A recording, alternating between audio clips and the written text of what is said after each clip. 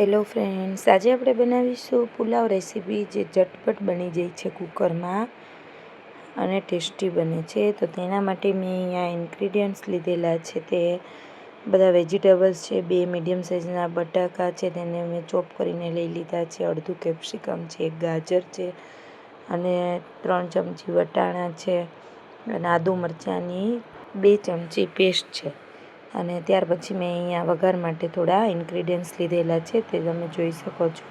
આખું જીરું છે, હિંગ છે, હળદર છે, ધાણા જીરું છે, લાલ મરચું પાવડર છે 1 ચમચી, લીંબુનો રસ છે, સ્વાદ પ્રમાણે નમક છે, કરી પત્તા છે, 1 તજનો ટુકડો છે, 2 લવિંગ છે અને 1 ચક્રી ફૂલ છે. હવે આ મેં અહીંયા બાસમતી રાઈસ લીધેલા છે, જે આપણે પુલાવ માટે વાપરીએ છીએ તે. હવે ત્યાર પછી મેં અહીંયા એક કુકરમાં આપણે આ બનાવવાનો છે પુલાવ. તો કુકરમાં મેં 2 ટેબલ સ્પૂન તેલ ગરમ કરવા મૂકેલું છે. તેલ ગરમ થઈ જાય એટલે એમાં મેં પહેલાં 2 લવિંગ, 1 તજનો ટુકડો અને 1 ચક્રી ફૂલ એડ કર્યા છે. તે થોડા ફ્રાય થાય એટલે આખું જીરું એડ કરેલું છે, હિંગ એડ કરેલી છે, કરી પત્તા એડ કરેલા છે 4 થી 5 નંગ અને હળદર પાવડર નાખેલો છે, આમાં હલ્દી. અને તે થોડું ફ્રાય થાય એટલે આદુ મરચાંની જે મેં 2 ચમચી પેસ્ટ લીધેલી છે તે એડ કરી છે. અને ત્યાર પછી આપણે જે વેજીટેબલ મેં ચોપ કરીને લીધેલા છે તે બધા એડ કરવાના છે અને આપણે એને થોડીવાર બધા તેલમાં ફ્રાય થવા દેવાના છે, કૂક થવા દેવાના છે. તમે જોઈ શકો છો આ રીતે તેલમાં કૂક થઈ જાય એટલે સ્વાદ પ્રમાણે મેં આમાં નમક એડ કરેલું છે અને તેને થોડું મિક્સ કરી દેવાનું છે વેજીટેબલ્સમાં.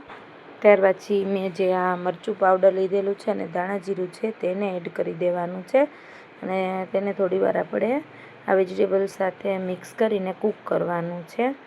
અને તે સરસ કૂક થઈ જાય ત્યાર પછી આપણે આને જે ભાત મેં લીધેલા છે મોટા રાઈસ, તેને સરસ પાણીથી વોશ કરી લીધા છે અને તેને હવે આપણે આની અંદર રાઈસને આપણે એડ કરી લેવાના છે. ત્યાર પછી આપણે આને સરસ ચમચાની મદદથી હલાવીને બધું સરસ મિક્સ કરી દેવાનું છે વેજીટેબલ સાથે રાઈસ. હવે આને થોડીવાર માટે આપણે કૂક થવા દેવાના છે રાઈસને. અને થોડીવાર પછી આપણે જે થોડું પાણી એમાં લીંબુનો રસ એડ કરવાનો છે અને લીંબુનો રસ એડ થઈ જાય એટલે એને થોડીવાર મિક્સ કરીને આપણે આમાં આપણે જે રાઈસ જે છે એટલે 1 ગ્લાસ જેટલું મારે અહીંયા પાણીની જરૂર પડી છે. તે રાઈસ ડૂબે એટલું પાણી આપણે આની અંદર એડ કરવાનું છે, વધારે નથી કરવાનું કારણ કે પુલાવ આપણો તો જ એકદમ સરસ છૂટો બનશે. ત્યાર પછી તમે જોઈ શકો છો આટલું પાણી જ આપણે ભાત ડૂબે એટલું એડ કરીને કુકરનું ઢાંકણું બંધ કરીને 1 વિસલ વગાડી લેવાની છે.